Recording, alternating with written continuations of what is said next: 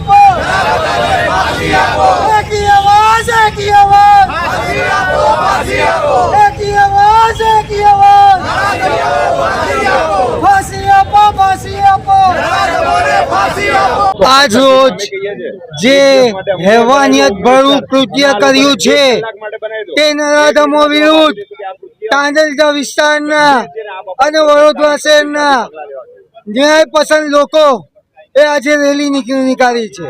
આ રેલીમાં ફક્ત એક સમાજના નહીં વિવિધ સમાજના લોકો છે। અમારા ધર્મની વાત કરવામાં આવે, અમારા વિસ્તારની વાત કરવામાં આવે કે અમારા સમાજની વાત કરવામાં આવે, આવા વ્યક્તિઓ માટે અમારા ધર્મમાં સ્થાન નથી, અમારા વિસ્તારમાં સ્થાન નથી કે અમારા સમાજમાં સ્થાન નથી।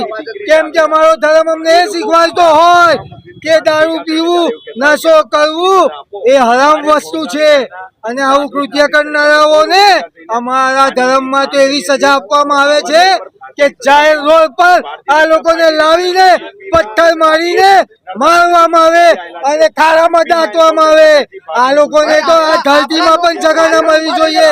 તો મારી માંગી જ છે કે આવા નરાધમો વિરુદ્ધ કડકમાં કડક કાર્યવાહી કરવામાં આવે, આ લોકોને ફાંસીની સજા આપવામાં આવે।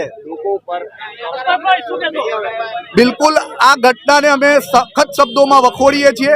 અમારી માંગણી છે કે આવા નરાધમને એ પોતાની જાતને જો મુસલમાન કહેતો હોય તો એ વ્યક્તિને અમને સોંપી દો।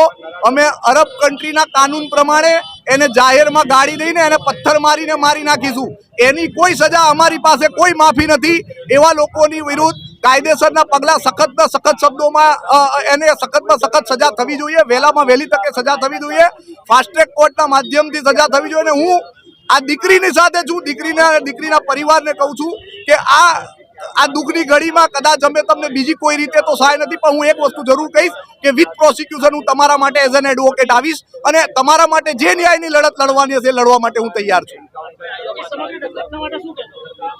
જે દુઃખદ ઘટના બની છે એ દુઃખદ ઘટનાની વિરોધમાં આજે મુસ્લિમ સમાજના લોકો રસ્તા ઉપર આવ્યા છે અને સમગ્ર મુસ્લિમ સમાજને બદનામ કરવાનું જે કાવતરું જે નરધમોએ કર્યું છે એને અમે સખ્ત શબ્દોમાં વખોડીએ છીએ અને અમારા બીજા સમાજના ભાઈઓને અમે સંદેશો આપવા માંગીએ છીએ કે અમે આવા નરધમ મુસ્લિમો સાથે નથી.